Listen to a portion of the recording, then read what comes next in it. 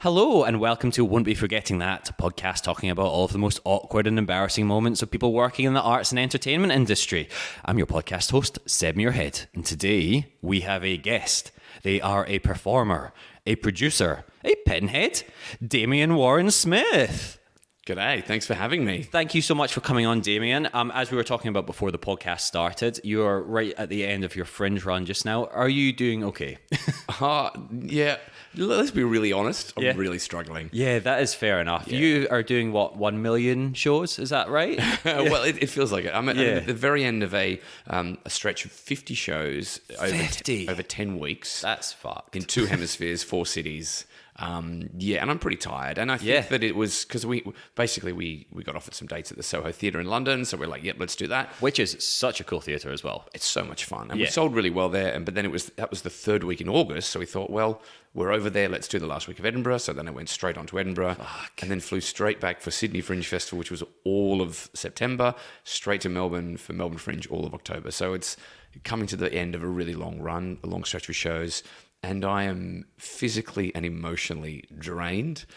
Well, thank you so much for doing this podcast, as this is going to be very draining for the next hour as well, but maybe in a different way. I do like to usually start this podcast by giving the guest a compliment. Is something I've been doing over the past few weeks, because I realized a few weeks back, I get people on that I genuinely admire their work and I'm a big fan of, and then I just get them to exclusively talk about their worst moments in their career. So I like to try and start it a little bit more positive now. So Garry Starr is your alter ego? Is is that what you describe him as? I think that's probably the best way to describe him, because he's not. I mean, he came out of me studying clown with Philippe Gaulier, and so people would say this is your clown, but I'm like, I don't know. He's also become more of a character for me. That's a whole nother story, but I think clown and character is kind of this grey area, but. It's my alter ego now. He's me if I had higher status and lower intelligence. Which is what we all want, honestly, or what I personally want. So your alter ego, I'll give him a compliment, which I suppose by default is a compliment to yourself as well. I fucking love everything you're doing with Garry Starr just now. I saw Grease Lightning a few weeks back. First time seeing that show. Fan-fucking-tastic. Everyone listening to this podcast, pause it right now. Go and book your tickets at the time of release of the podcast. You've got 3 shows left in Melbourne, and then you're going on to take over the world. But go and buy tickets to go and see it, because it is fucking fantastic. Thank you. Yeah, no, genuinely love it. And if you're anything like myself, I hate compliments, so this is very uncomfortable for you. So this can be the first awkward moment of the podcast. But yeah, genuinely fucking love Garry Starr. Now that we've got all the nice bits out of the way, would you like to tell us about any of the worst points in your life/career?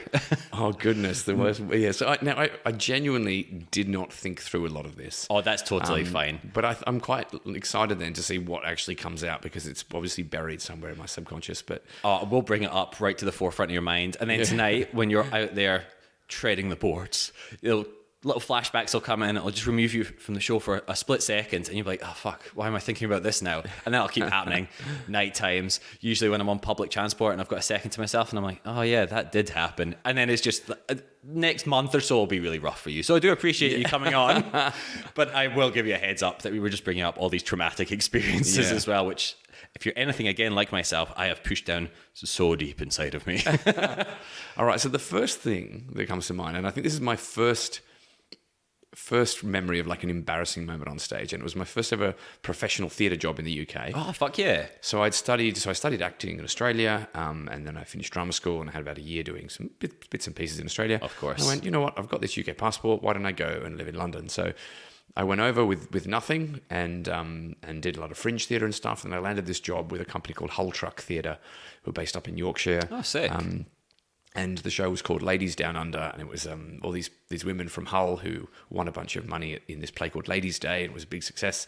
And they were like fish workers, so they wrote a sequel. And in that one, they used their winnings to go to Australia.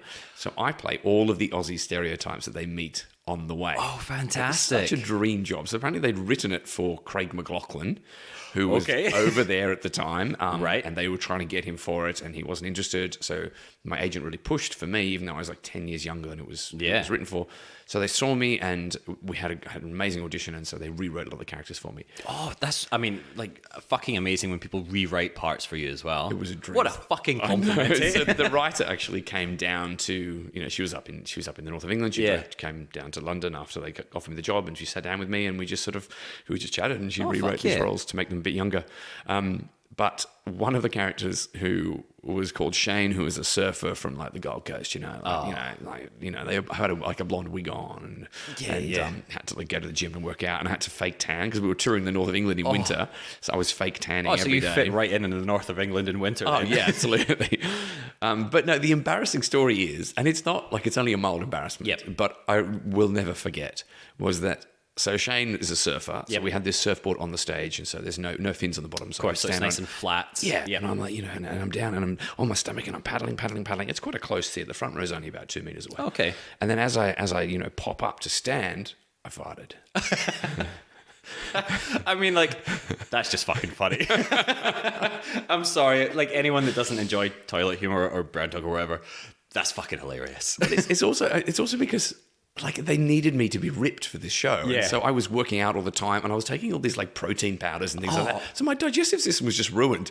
And I don't know how you don't fart with that stuff, honestly. But it wasn't like it was silent. But as soon as I did it, I went, "That's not good." And the whole front row, you could see people just kind of gradually covering their faces, and everyone knew it was me.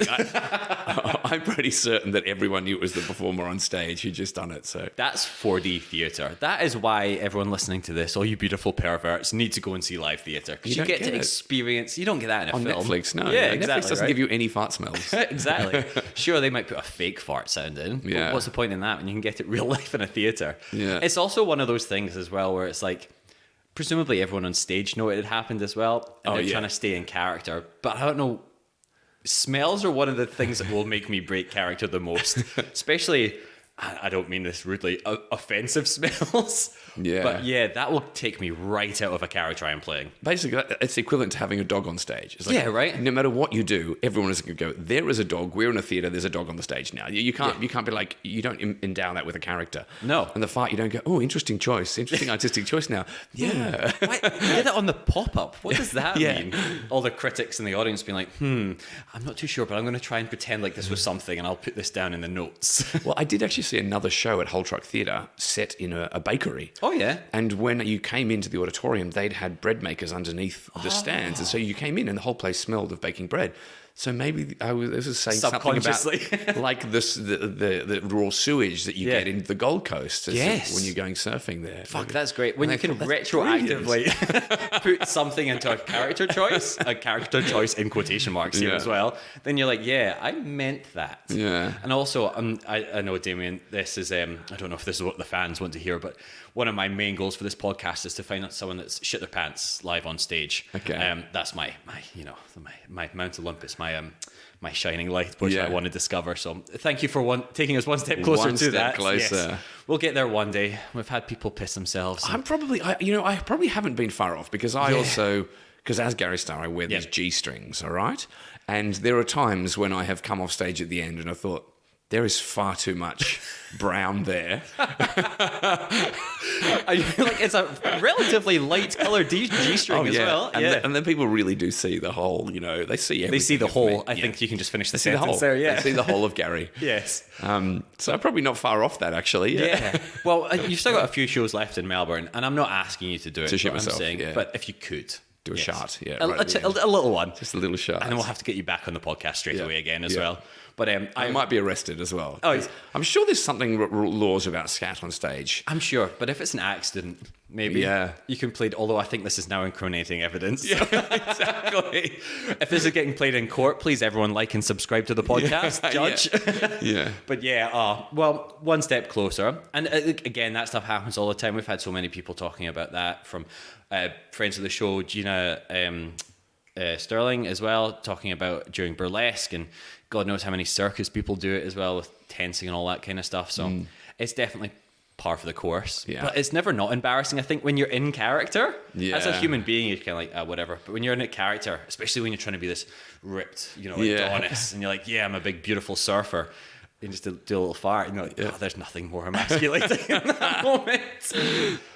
But yeah, live theatre is great for that kind of stuff. And then I suppose the difference between with live theatre like that and then when you're performing your comedy shows is comedy's a little bit more accepting of your mistakes and downfalls.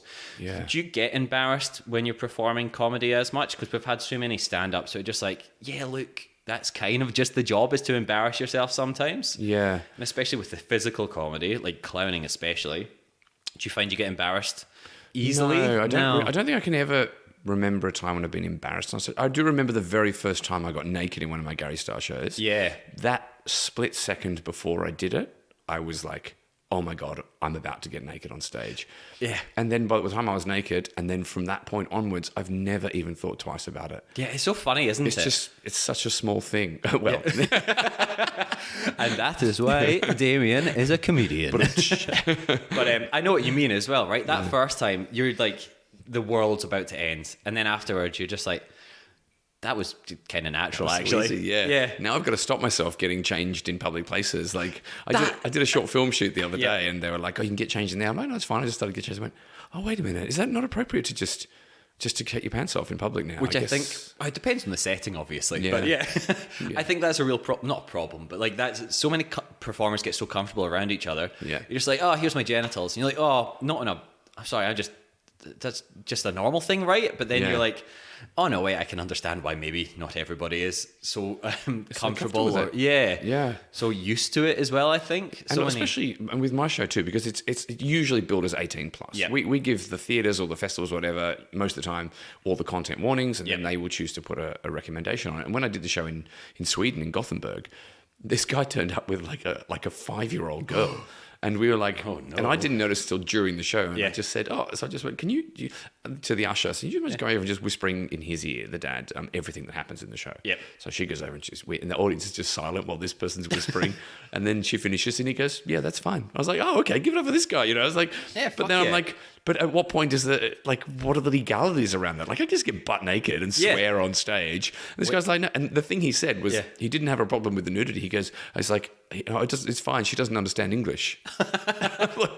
So the swearing was the thing you went, that is an issue with, not the fact that this guy's going to get up. If I hear this guy say shit once, I'm leaving. But I'm more than happy to see his butthole. Yeah, exactly. For my daughter to see it as well. But I think also the Swedes are probably they're a little bit more loose Yeah. and free with the nudity stuff there. But I think even when I came to see you, there was a couple of maybe 14-year-olds in the audience. It's been happening more and more. There are younger people. And I make a point, usually if the front of house catch them on the way in, because I don't want to turn them away completely. No, because of course. There's nothing sexual about the show. There's nothing violent about the show.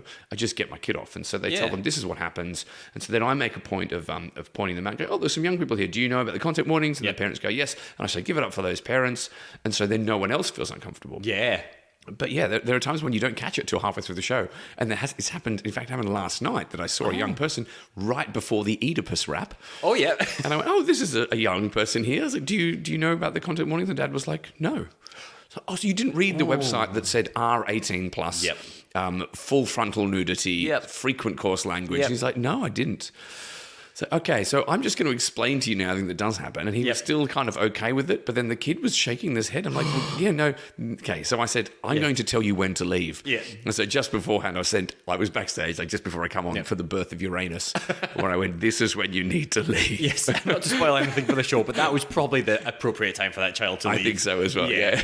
And especially with the Oedipus rap, I think only makes sense with the context of understanding who Oedipus is. Exactly. Otherwise, you're just saying a load of swear words, I suppose. But the kids, that's the one that they love. They usually go nuts for the Oedipus rap because I'm just swearing up being a mother effer. Yeah, exactly, right? Yeah. But yeah, it's so funny. And like, it kind of falls weirdly back on you as well. At some points, it's like, am I comfortable doing this in front of younger people as well? But again, like nothing sexual about it inherently. Yeah. It's just a human being. But then it is kind of one of those weird things where you're like, all right, this is a lot of stuff falling back on me in the moment. Yeah, I'm still trying to stay funny and loose and cool. And I've got to remember that not everyone lived in Berlin for 18 months. Exactly, so, right. You know, they're not used to it. Some of them come from presumably rather strict families, and they're just like, we'll go and learn about some history tonight, I think. Yeah.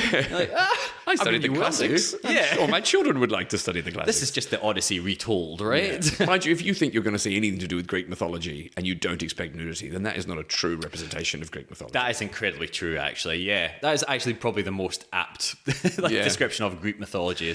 Do you know? I can't remember where I read this, but apparently some of the museums or galleries in Italy have started OnlyFans accounts so they can post photos of the artwork, because the Meta is blocking images of like Roman statues and things because they don't have enough clothing on. My God. And so they're like, we keep getting banned from Instagram or whatnot. So they've started an OnlyFans account just so they can post art. See, I mean, that is simultaneously really sad, like genuinely really sad, but also fucking genius as well. Because I'm like, good. Like, presumably, museums aren't getting as many people through the doors nowadays as well.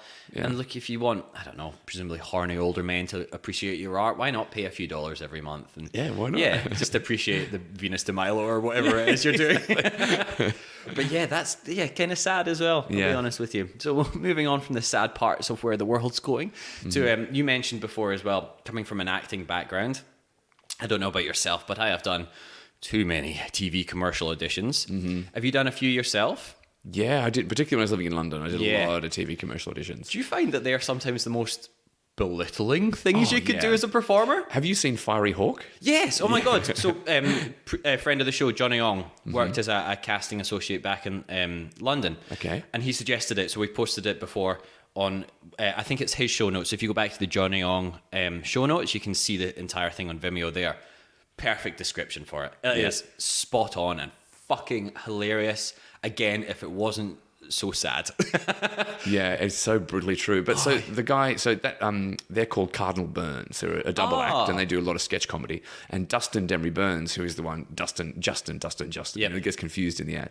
I actually went for an audition for a Foster's commercial, and they were pairing us up outside to be two Aussie guys, you know, and I got paired with him. And he was like, "Are you actually Australian?" I'm like, "Yeah." And he goes, "Can you just help me?" So I was giving him like and I was like, "I know you." I was like, "Oh, you're the guy from that." He's like, "Yeah, that was me." And his name is Dustin. And so I was giving him like, you know, advice on, you know, giving him hints on how to do an Aussie accent. Yep. And we went in there and we smashed the audition. Oh, fuck yeah. Like the casting director literally sat back in her chair, threw her coat on the ground and said, "I have been trying to get people to do it like this all day." Oh my God. So we came out and we're just like money in our eyes. We're looking at each other going, we've nailed this. Not a whisper of a callback. Oh my God. Oh, see, I think that hurts more. Like when they say you're the second choice or you're shortlisted and please put all these dates on hold or we loved you so much. I'm just like, just don't tell me, please. Exactly. Because you get your hopes up, mentally start spending that money as well. Oh, yeah. Sometimes physically. Sometimes you're like, well, I could spend this money that's in my bank account because I've got however many $1,000 coming in from this ad, which I've been promised. Exactly, right? And it's like, they pay quite well, TV commercials. And so you're like, oh, thank God I can relax. I don't have to stress about money for maybe 2 months. Yeah. And then you do actually spend some of that physical money you have, and then you don't get it. You're like, well, I'm actually fucked. Yeah. So I'm in a worse place than I was before I went for this audition. Yeah. I've had ones where, when I was living in London, that I remember very clearly that I was waiting. I had to get my passport ready. I had to send them all my passport details. They had all my measurements and everything, to find out if I flew to Spain the next morning. Yes. And I went to bed not knowing, and I woke up at 6 a.m. and there were no messages. And if I got the job, I'd be flying at 8 a.m. Oh my God. So it came to 7 o'clock, and I called my agent and I said, "Have I got it?" She's like, "Look, I've still not heard anything."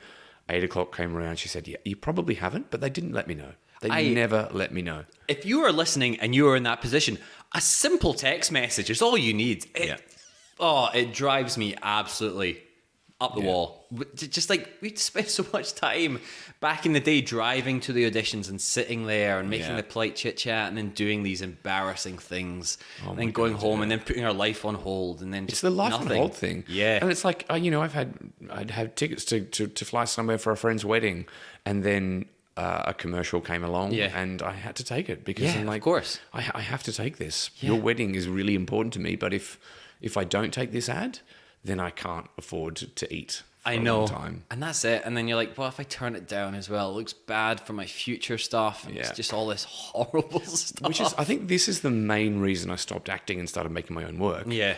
Is that I now have complete control over when and where I perform. If I have things coming up, I can take time off, and I can also cancel a show. Yeah. No, worst case scenario, I used to be one of those, the show must go on people. And now I'm like, no, it doesn't have to. Also for your personal, mental and physical health, it's so important for longevity. So you're like, look, I'm sorry I have had to cancel this. Like genuinely, you never want to. But you're like, this is good in the long term, trust me. Yeah, and also some of the times we're cancelling because it's low numbers. And with my show, it's so interactive that if you're sitting there in an audience of 15 people and I use, 8 people during the show, a lot of people are just really uncomfortable. Yeah, exactly, right. And I don't mind people having a little discomfort, like it's quite fun, but I think people are less likely to want to get involved. Of course. When it's that small. Especially your average theatre goer who's maybe just like, maybe he'll make a joke about where I work. Whereas a lot more of clowning shows, especially, I suppose, it's a much more physical involvement. You're sometimes up on the stage, you're sometimes interacting, you've sometimes got multiple callbacks as well throughout the show. So if that person's sitting there just like sweating, me like, I cannot enjoy this. I do not know if he's going to come down and talk to me now. This is horrible. Yeah, it's rough. It really is rough. And you have so much stuff you have to recoup every night as well. Yeah, well, I've got to. I mean, just the Allen's lollies, the snakes that go into the helmet. How much work is that? It takes about 5 minutes to put them in individually, one by one. But a bag now is I need at least a 1 kilo bag. Yeah, so I buy bulk now, or a 1.3 kilo bag, which they do for Allen's, fits perfectly. A 1 kilo bag is like there's a few gaps around the bottom. That's fine. But that's at least $13 a bag, and that's every show. Oh my God. To begin with, I used to reuse them, so I'd sweep the stage and get the clean ones and keep them, put them back in. But what I discovered is that the audience members, no matter what you do, are going to try and eat them. Oh, absolutely. From the stage. And even if I went, don't eat the snakes because, they're... So I wouldn't feed people. I would just say, throw them, they'd come out of my helmet and I'd say, don't eat them because they're on them. And they don't listen. They just eat them. So it's free food. So I just went, you know what? I'm just going to have to get new snakes every time. I know, which is such a shame as well because that is just like so much money. It's a lot of waste. Yeah, I know, right? Yeah. But it's also any time there is food, edible foods, that is, not like fake food, the audience will eat it if it's thrown into the audience. I have been in 2 shows that really stand out for me now. One, this lady was rubbing hand sanitizer all over Alan's snakes and throwing them into the audience. And everyone just started eating them, just thinking it was a joke. And she's like, oh my God, do not, that's real hand sanitizer. And she properly had a bit of a breakdown because of it. And I'm like, you're giving them free candy. Like, you can't expect people not to eat this. Yeah. And then another time I went to go and see my friend's show, burlesque show, and they were throwing out little chocolate eggs, and I was like, oh, okay, that's cool. I just started eating them because they were free chocolate. And then towards the end they pick them all up and put them in their underwear and keep them in there for the rest of the show, and I was like, they're not buying fresh eggs every night, are they? Because this is like September and it's nowhere near Easter. I asked them afterwards and they're like, oh no, we just reuse them. I was like, I ate like 6. And they're like, oh, don't do that. And they're like, don't give us edible things then. Yeah. So yeah, I mean, it's on the audience if you're eating things that are being hurled at you, I suppose, but audience will definitely. But this is why I went down the route of like, if they're going to eat them, I need to make them clean, safe at very least. Yeah, and the least I can do is because it's like the helmet that I insert them into is a polystyrene helmet. Yeah, and I've drilled holes, but then within those, I've put little pieces of like bubble tea straws. Oh. So the snakes go into those. And so I can actually sanitize it. So I can actually clean it. So you're not going to get polystyrene. Yep. And my hands are clean before I put them in. Yeah, that's And then hopefully they fly to people from my helmet. They catch them and eat them. Yeah, exactly. They're not just picking them up off the floor. And they are, but at least that's their choice. So they've seen that level of cleanliness. Yes. But anyone else who catches one, can rest assured, I can quite honestly say to them, no, it's been from the packet into a sanitized straw. Yeah. And anyone that's listening as well that has no idea what we're talking about, go and see Damien. It is fantastic. This part of the show is very, I mean, I don't want to say bizarre, but it's very, like, not what you would expect from the certain myth, I suppose. Yeah. Very fucking fun as well. Very loose thread of connection. Yes. Like, it's literally the fact that Medusa turns people to stone Yep. gives me enough reason to do this entire scene. I know, but also with that as well, I'm just happy it's not like just a bit by bit retelling of it as well. No, it's an updated fun version. Yeah. With saying all that as well, you have a lot of audience interaction in your shows. Have you ever had any interactions which really have stuck with you at any point? Because you're getting pretty personal with some people. Yeah. And God knows what certain audience members are thinking at any given time. Yeah, well, so much of it is about this. I give out props and things like that, and then people have to figure out when it's their job to get involved. Yep. So the two that really stuck with me were when we were doing the Immaculate Conception of Danae from Zeus.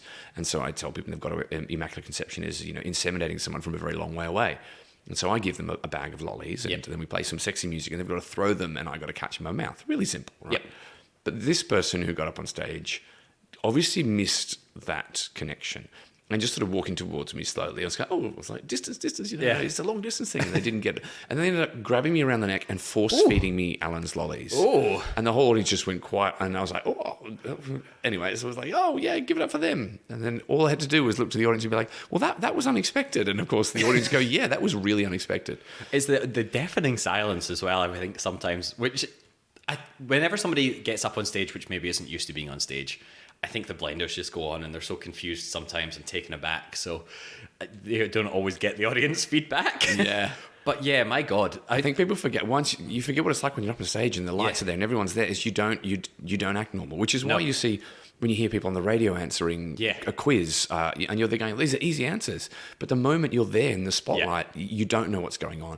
And so I really try and make people feel uncomfortable. And so usually people behave within the parameters of what you think a normal human being would behave. Yes. And then all of a sudden you get, and actually in my other show too, performs everything when I do every genre of theatre in an hour. And I did a show up in Wodonga. Oh, yeah, nice. And this person got up and I can't, oh my gosh, this is so embarrassing for them, I think. Because there was this bit where they were given a prop and that prop was some hairspray. Oh, yeah. And a brush. And because we're doing melodrama. And so they were going to comb my hair and spray it with hairspray. And she, for some reason, thought it'd be really funny if she just pretended to have sex with the can of hairspray. So she went down and sat down on the ground and started thinking like, oh, the audience are going to love this. Oh. No, the audience don't love that. And they just went completely silent. And, Garry, my character's an idiot. So he doesn't really, doesn't know what to do in this situation. So you just kind of move on from that. You go, well, that was unexpected, wasn't it? But then she's kind of like doubled down and then started like pretend to like fillet the can of hairspray. And we're like, what are you doing? But there are some people out there who I guess just are... They're just very weird. Or they do that in like a safe situation, like at the pub or something like that, and then their friends laugh at it, and they're like, everybody loves this kind of stuff. I'll do that thing that I do when I pretend to fuck a can of hairspray. Really, really weird. That was actually the weirdest thing. Yeah, right. And then the other one, which is actually... that happened was I give out a giant pair of scissors at the beginning of the show, and they've got to figure out when that comes into play, and that comes into play without giving too much away, at a point where I'm being birthed. And those people go, oh, it's my job to cut the umbilical cord.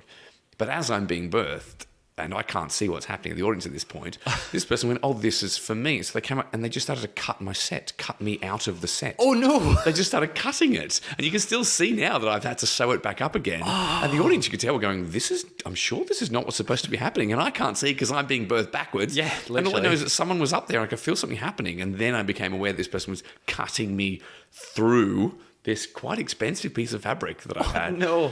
So still to this day now, it's got stitch marks on it. I mean, that's a beautiful little reminder, I suppose, of that time. But this happens, or this is brought up so often. Performers, for the most part, aren't millionaires, as we've spoken about even earlier in this podcast. Like, we can't afford to constantly replace bits of sets or props or anything like that, especially when they're handmade or specifically made. Like, I don't know. I presume you're not going down to Spotlight and buying another world birthing set. Well, no, I think it is actually Spotlight that I get at least the lycra from that goes behind that piece of fabric. So I have a lycra with a little hole in it which I have to get birth through. And of course, after a while, that starts to stretch and I can stitch it up every now and then. Yeah. Like a good surgeon would do. Of course. But every then I just have to buy a new piece of lycra and cut a hole in it. But yeah, it wasn't the lycra they cut. It was the actual, the screen print that I'd had printed of Gaia on the front of that. Oh, so they've not only defaced a god, they've destroyed your set as well. Exactly, yeah. Oh, fuck. It's like... It's one of those things as well where you're giving so much trust in the audience, especially for points where you're not looking at them and you're maybe in a position which most people would consider rather vulnerable, and you've given people large comedy scissors. You're like, my God, I really hope I gave this to the right person. Yeah. But turns out I didn't. Yeah. No. Do you ever, I suppose, choose a person in the audience for certain parts and then instantly know you've made the wrong decision? And sometimes I take it straight back off them and the audience laughs because they know. Yes. Because they know why. Like I gave the giant scissors to this woman once and then she couldn't stop sort of opening and closing them and you can hear this sound. So I just remember going, I'm just going to move those over. The audience was like, oh, you could feel the relief. They're like, thank God. Yeah. And then other times where I almost gave it to someone who was then appeared to be very drunk. And I I could feel the audience, as I went to give it to this person because they put the hand up for it, I could feel the audience around going, they didn't say anything, but like verbally, I could feel this energetic, like, please don't give that person the scissors. And so I didn't. I gave them to someone else. It was like this, relief, this sigh of relief. It is amazing because everybody knows that person from the line outside, or before you come on stage, they're sitting there and they're like pretending to play with the set or something like that already. And you're like, oh God, this isn't going to end well. Okay, so speaking of this, so when I was doing the first... So in Melbourne Comedy Festival last year, I did 2 shows of Grease Lightning, and then I got COVID, so I had to cancel my season. Fuck. And I was only doing the last 2 weeks, and so I didn't have any time to come back and do it. So I did it. So I did these 2 late night shows, 11:30 p.m. at the Butterfly Club. Oh, dangerous times. Yeah. Anyway, so just before the show begins, the front of house person came up to me into my dressing room and said, "Look, there's been a bit of an altercation in the bar. It's just between 2 of your audience members. We think it's been resolved. We think it's going to be okay, but they are both coming to see your show." And so I was like, "Do I ask now what happened?" So I said, "Well, can you tell me what happened?" So there was a group of women, and then there was a young couple, and the young couple, I think it was the woman in the young couple who was very drunk. Okay. Went up to one of the women in the group and told her that she shouldn't be drinking if she's pregnant. Oh. And then the woman turned around and said, "I'm not pregnant." And this happened right before the show. Anyway, so then we're in the show, and there was a sense that there was something going on in this. It turned out there was quite a little, then there was a bit of back and forth and whatnot, and there was only like maybe 30, 40 people. But a few of those people in there were like a friend of mine who was a journalist, like a reviewer, good stuff. and another performer, Andrew McClelland, was in there. And so things started happening. I could tell that there was commotion going on. And eventually Andrew McClelland, wonderful performer, sort of interrupted me, said, "Gary, sorry to interrupt you, but but there's these people here are throwing things at this audience member." So I think what they were doing was taking the ice out of their drink and throwing it. And it was the young couple who were throwing them at basically various other people. Oh my God. And then as soon as he said that, the lights came up, it kicked off, and then the guy got up and he went for this friend of mine. Jesus Christ. Went for him, and then someone had to hold them back, and he started to yell, "I have killed people like you." Oh my God. And we were like, what? Anyway, so eventually, and what happened was in the Butterfly Club, it's a cement floor, and I'm barefoot on stage, and he smashed his pint glass on the ground, and so I was like, well, I can't get involved, because I've got bare feet and there's glass everywhere, and it took a while for the ushers to get in, and eventually they handled it well. They got them out, and then these people were just like screaming at everyone. The woman started saying how ugly this woman's top was, and it just went completely bizarre. What the fuck? And so those 2 shows that I did, the first one there was already a drunk audience. That was the second one and then I afterwards I said, "Look, how does everyone feel? Do we want to keep going?" And they said yes. And both. I think is The Age and Time Out were in that night. And I got 2 great reviews. Oh, fantastic. Was any of that mentioned in either of the publications? Yeah, they did. Still did. I think the Time Out review still talks about, and it says, if you anger the gods, then... Oh, fuck, that's very funny as well. Yeah. But I've always been amazed by people going to theatre shows and then trying to make it about themselves or starting a fight. I've never seen that in a theatre show before. That's impressive. I've heard, the only time I've heard of it was Ben Ellis, who's a really good Melbourne playwright, and he did a show called Falling Petals or something way back in like the 90s. And it was notorious for people getting in like fisticuffs after the show. Like what was the show? Foyer. Oh, I don't know. I got to go read it now. That's hectic. Apparently, it was quite controversial, and also because I think people were asked to write their comments and put them on cards outside. Okay. And so whatever the show was about, there was also then people out there writing. You can imagine if you did a show about the referendum and then people came out and wrote yes or no on a card and put it in front of everyone, you'd get some altercations. Very happy, to make their belief points known for the most part as well. So I think that happened there. Oh my God. But then mine's the only comedy show I know where people have actually pretty much got into a physical fight during it, and it's not that show at all. No, it's not. Just because these people... They just came in to ruin a night, apparently. Yeah. But the Butterfly Club is, for anyone that's never been as well, so small and intimate and lovely. Yeah, like such an accepting space. A loving space. Yeah. And also kicking someone out, they need to go down 4 flights of stairs, 4 different levels, I think. So that's that's a long way to kick someone out. Yeah. They don't have security there. Like that is unpleasant all around. Oh my God. That sucks. Yeah, that was pretty full on. So that was my comedy festival premiere of Grease Lightning anyway. Was that the premiere of it as well? And so it also meant that I couldn't do it again. And then when I came back this year, I wasn't eligible for any awards. Oh, no. Because it didn't premiere. Oh, fuck. That sucks so much. But it doesn't actually, because my producer told me this on like before we even opened. She said, you're not like technically eligible. They could probably make exception, but technically you're not. So don't worry about it. And you've already had the time out and the age in, and they gave you nice reviews. So you're probably not going to get much press. And so I had the most amazing season because I didn't care. Don't have to worry about it. Like, oh my God, this is just about doing a show for the people. And I had that sense more than I've ever had before where I'm giving this as a gift to people. Yep. And it really built. You could feel it. Like we started with say about 20-30% capacity. And then by the end, we were just selling out every night. So which is so good as well. And especially for an audience interactive show and something as high energy as yours as well. The more audience, the better. Unless... it's that kind of audience that was just previously mentioned. But like for a good caring audience, that's amazing. But I also think that if it's a bigger crowd, that wouldn't have happened because I think they get swallowed up by it. But these people kind of felt like they could own the space somehow, maybe. Fuck, that's gross. Yeah. Don't do that. I mean, anywhere as well. Just don't be those people. But especially the struggling arts. Please don't ruin people's shows. Yeah, exactly. I know. Hello. Now, not to interrupt all of these wonderfully awkward stories, but Coffee on Cue is back at it again. Introducing the Coffee on Cue Filter Coffee Brewing Pack, your ticket to enjoying these embarrassing moments with a perfect cup of coffee.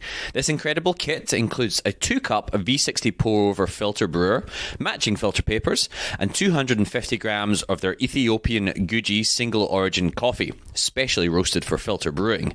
This is the gift for the coffee drinker in your life, or for an office Kris Kringle, or anyone that says, I don't really want a present this year.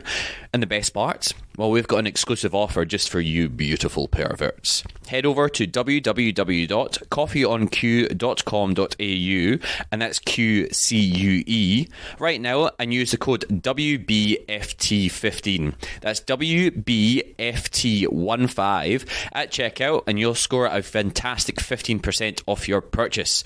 So, whether you're brewing up awkward stories or sharing a laugh over a cup of delicious filter coffee, the Coffee on Cue Filter Coffee Brewing Pack is here to make every moment extra special. And that'll happen with your WBFT15 15% discount. So don't miss out on this incredible deal and the opportunity to give the perfect gift this holiday season. Visit www.coffeeonq.com.au and use WB15 for your 15% discount and start embracing the awkward, one cup of coffee at a time.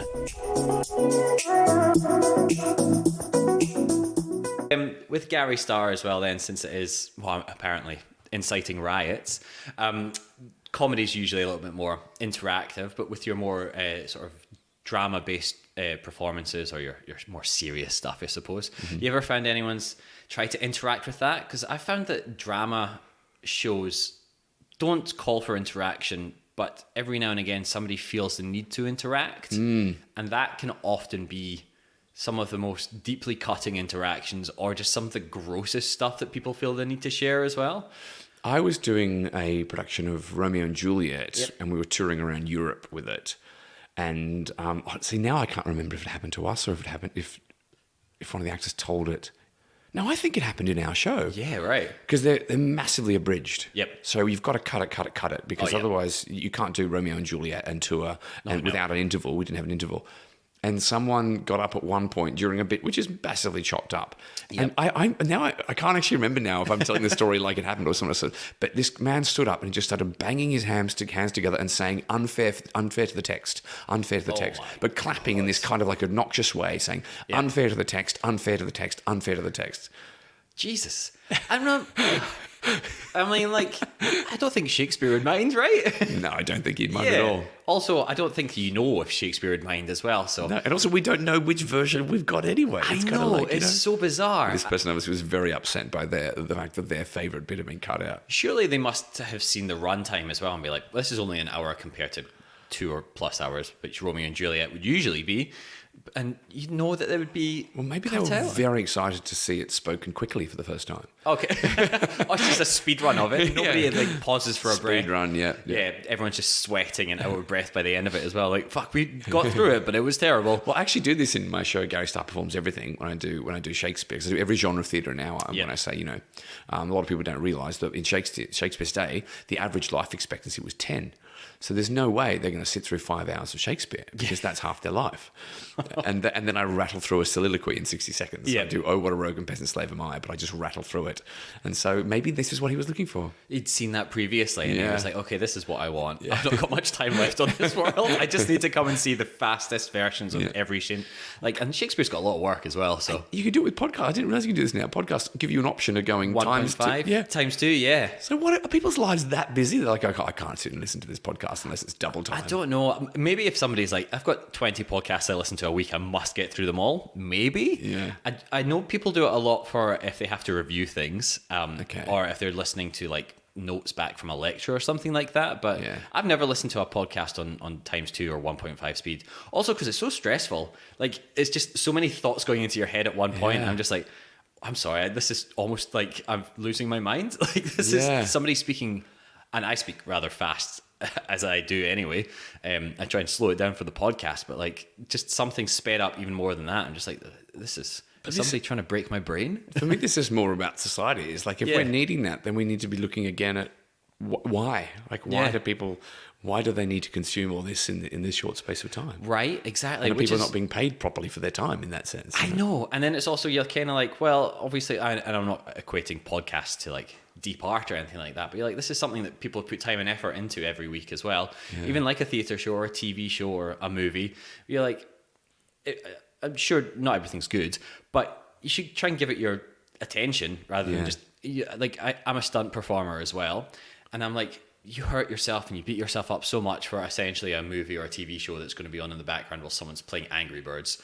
Like, it just puts so much of your life into something for somebody, even if they do watch it, it's probably not going to watch it properly anyway. There's an article recently that they had to throw out a court case in the US because they discovered that the judge had been on scrolling Instagram or something and like sending text messages and stuff like that. It's like, your life is so important outside of your work. You can't sit there and listen to a murder case as the judge. And it's not even something important. It's Instagram. Yeah, exactly. You're like, what's like, this person's presumably like life is in the balance, whether they're guilty or not.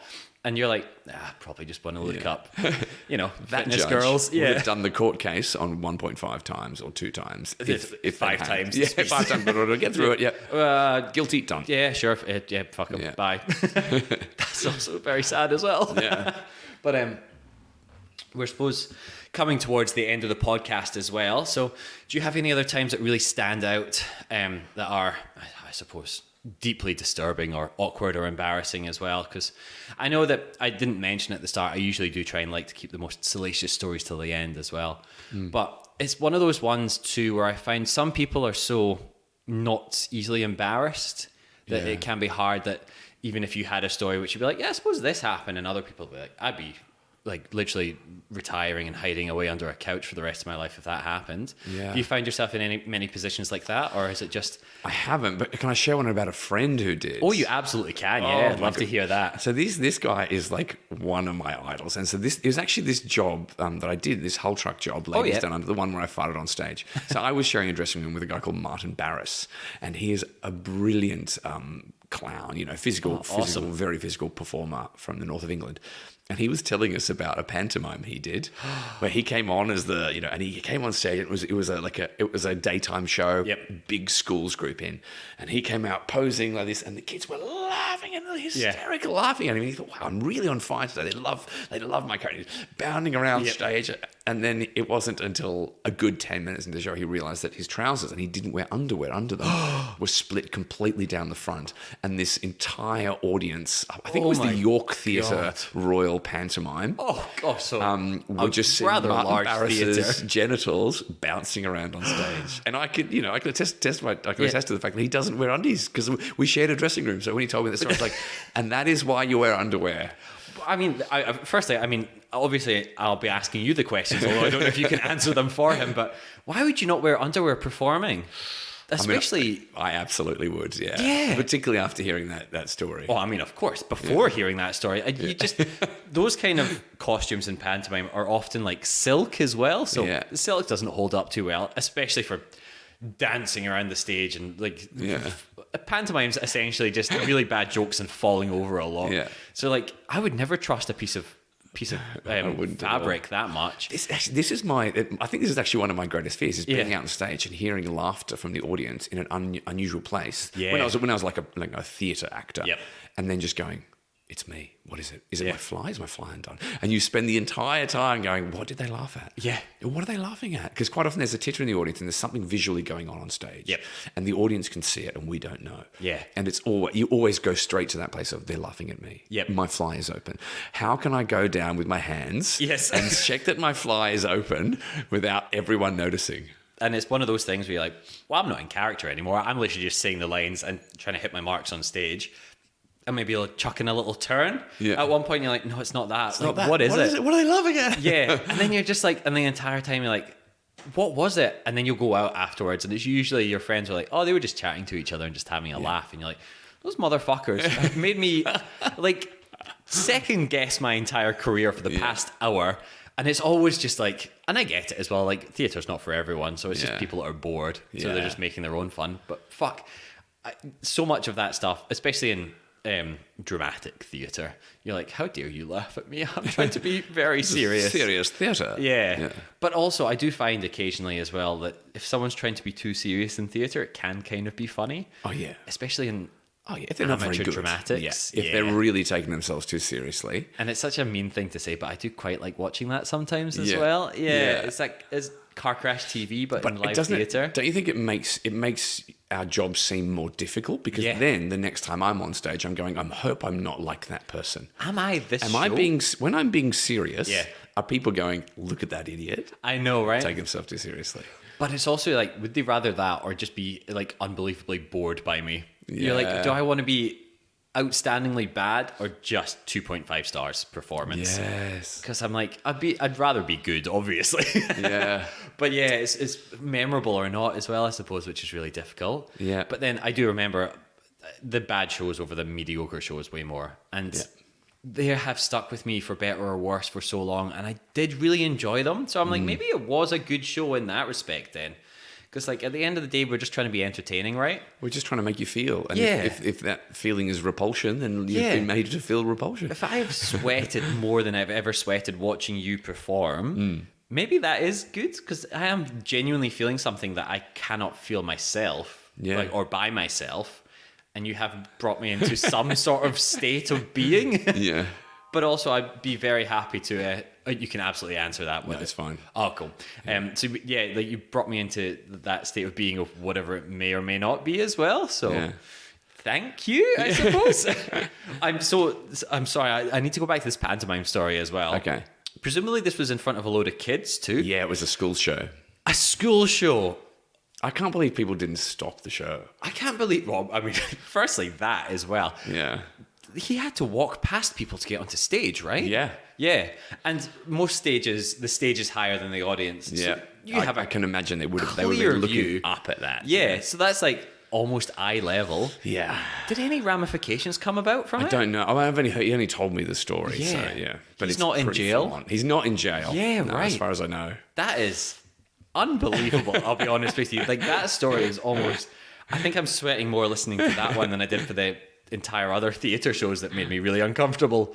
And it's the accidental nudity. I suppose intentional nudity is one thing, like you are wanting to do that. It's the unintentional nudity sometimes where you're just like, oh, I'm so sorry that you saw that and I didn't mean to do it. I don't know if you, like when I was an actor anyway, that was the thing I would have nightmares about. But leading up to opening night, I would dream that I was on stage and I didn't know my lines or I was naked. Yes.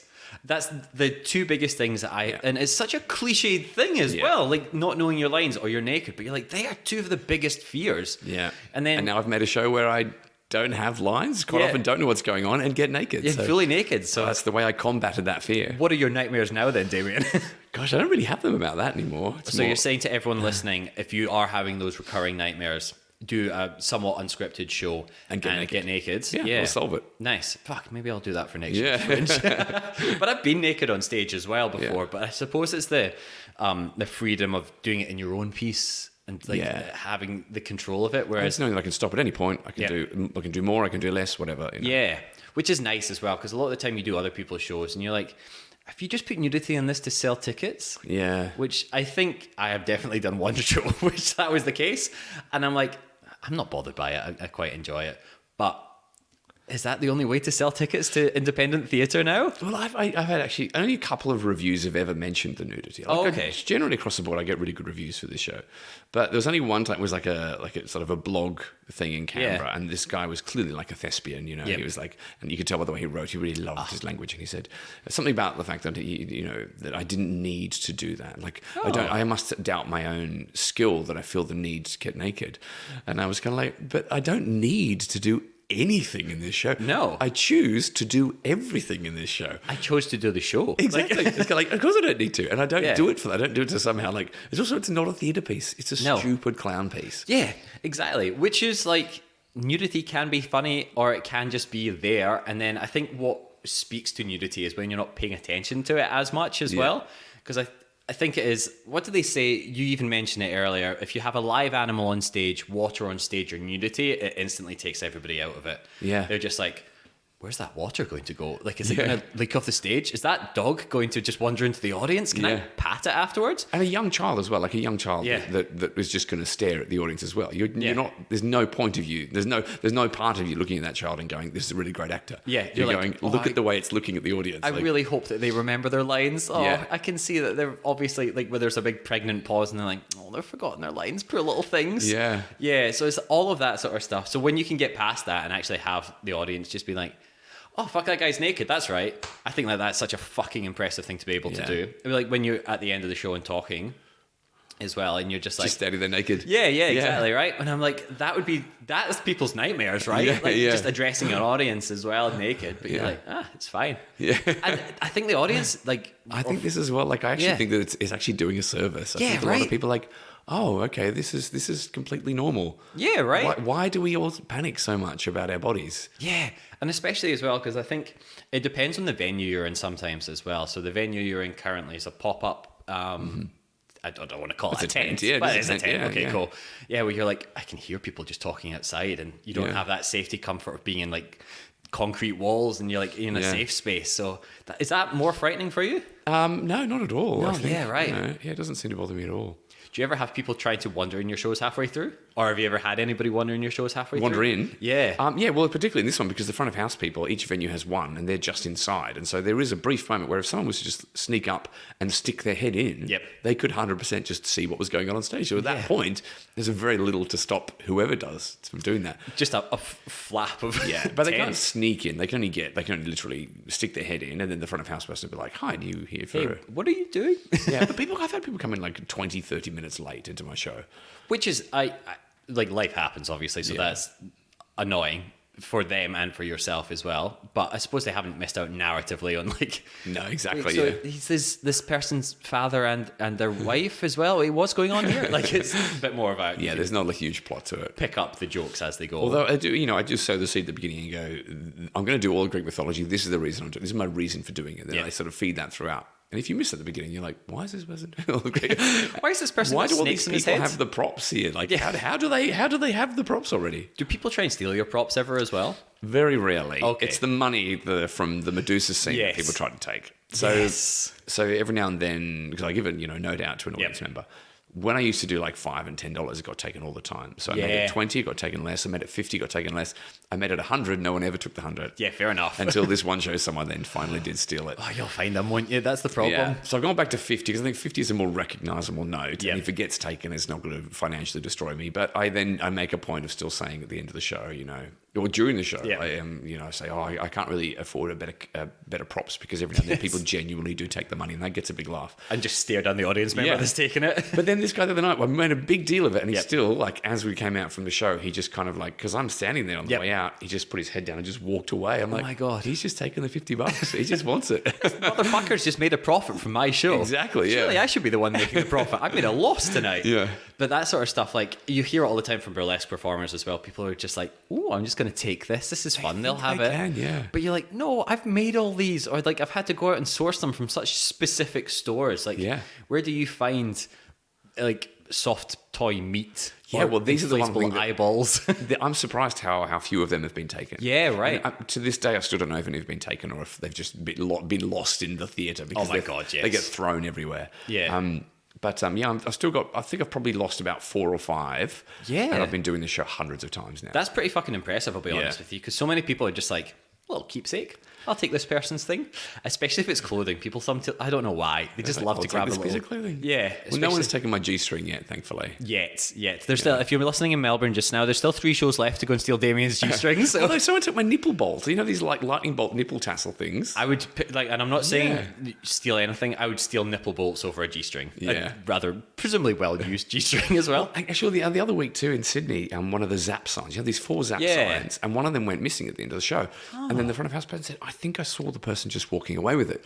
So I made another one. I made another one for the next day, and then all of a sudden, it was just appeared on the stage the next night. Oh. And a different front of house person said, "Yes, someone showed up with a Zap sign."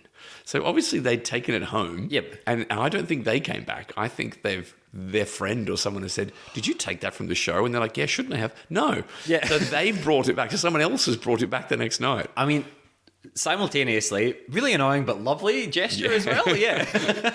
So thank you, friend, but also, don't, like, anyone listening, do not take stuff unless you're told you can take stuff. Yeah. And, like, expressly told, not as a joke, expressly told you can take stuff. Please don't take stuff. It's really fucking annoying to replace. Did you hear about that show in the West End where someone in the front row got up and plugged their phone charger into a PowerPoint on stage? What? Before the show had started, right? And then the stage manager came down, unplugged it, and gave it back to them and said, it's not a real PowerPoint. Yeah. And anyway, then of course, like, that flies up, that set flies up. So if they'd left that there, their phone would have just gone up into the air. Flown away and smacked somebody in the head. Who climbs on stage to plug their phone into a PowerPoint? Who presumes a PowerPoint on a set is real? Maybe they don't know it's theatre. I mean, that's it as well, isn't it? Why are these people so angry with it? Did they just kill someone in front of me? I know, right? They're like, why are they up higher and pretending like I'm not here? Where am I just Why now? are we watching these people living a life? I just snuck in here to charge my phone. This is so bizarre. Why has this man got a big split in his satin pants and I can see his dick and balls? I actually did see, I went and saw Hedda Gabler at the Sydney Theatre Company with Kate Blanchett in it. Oh. And the night I saw it, someone in the front row's phone started ringing. And as they fumbled in their pocket to get it out, it flew onto the stage.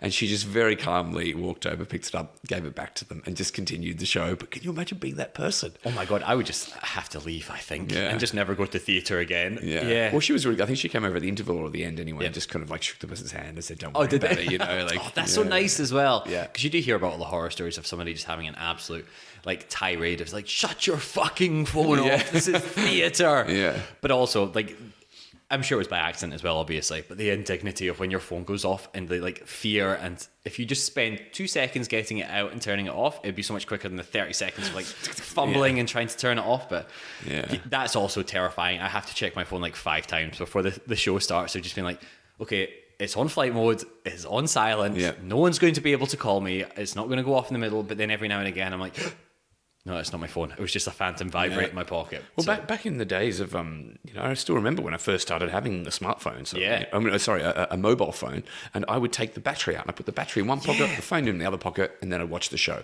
And I still had moments of going, oh no, I've taken the battery out. Yeah. But now you can't do that. No, I know. You've got to try. And in fact, my phone just rang before. Yeah. I know for a fact that I've put it on silent. So that's a fault with the phone, because it rang once and then just started vibrating. Yeah. So somehow this dumb phone of mine has got a fault that it'll ring once even if it's on silent. Yeah. And this is my fear.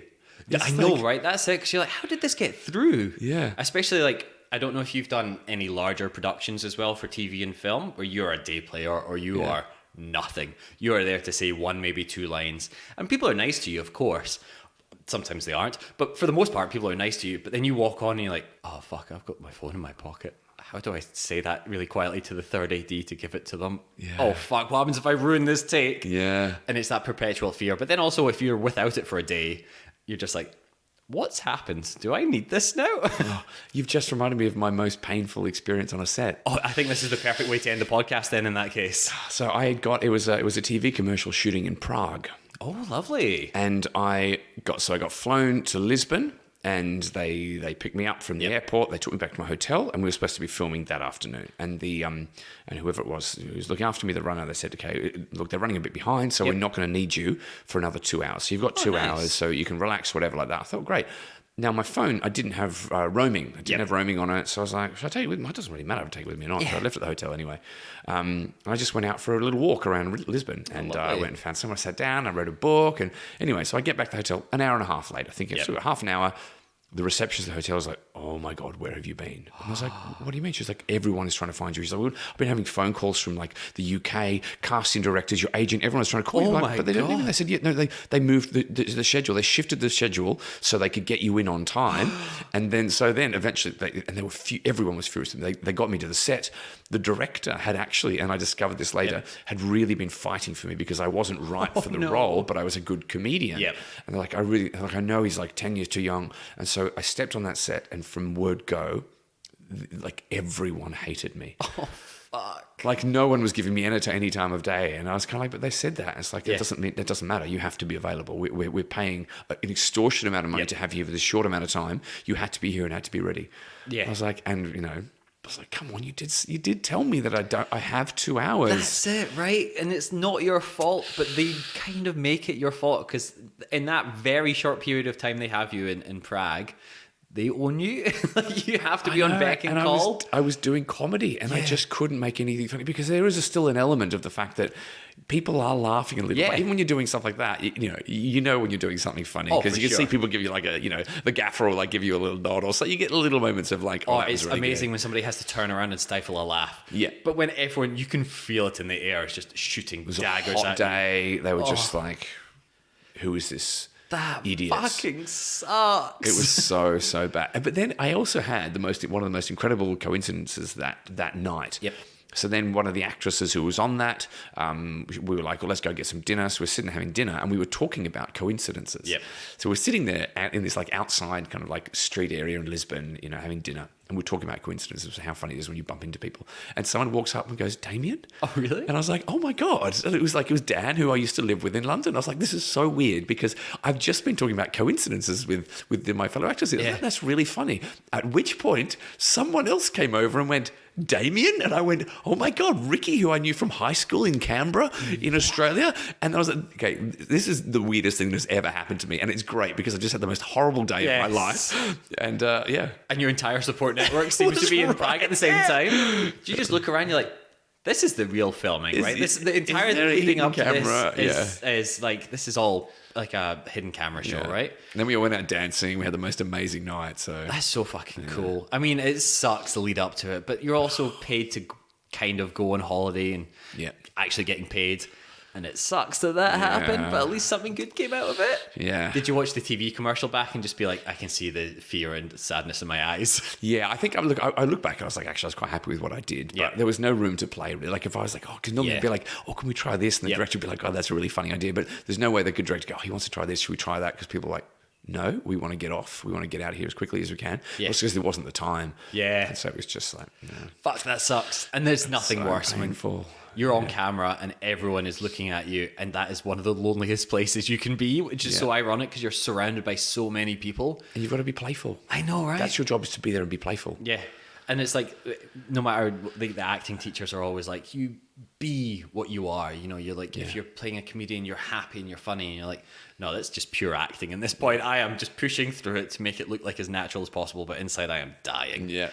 Oh boy, that sucks. Yeah. Perfect end to the podcast though. Thank you so much for coming on and sharing all your horrible stuff. And also during the run of You see 50 shows, was it? 50 shows in 10 weeks. Yeah, 10 weeks. Although we ended up having to cancel a few city ones from low numbers, so it probably wasn't quite 50 in the end. Yeah. Oh, 50 sounds good. We'll stick with 50. 50 sounds good. Yeah.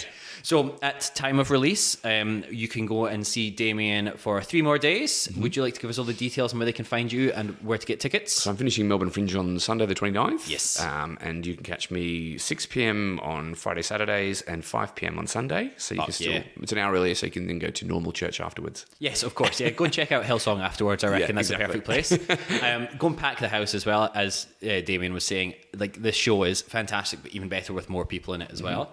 You're heading to London in November? Yep. So I open my previous show, Garry Starr Performs Everything, at the Southwark Playhouse, which is pronounced Southwark to all those people out there. I was saying it for a long time. My friends were like, "What? You're saying Suffolk?" I was like, "No, Southwark. Yeah. Southwark." Yeah. None of the place names make any sense in Britain whatsoever.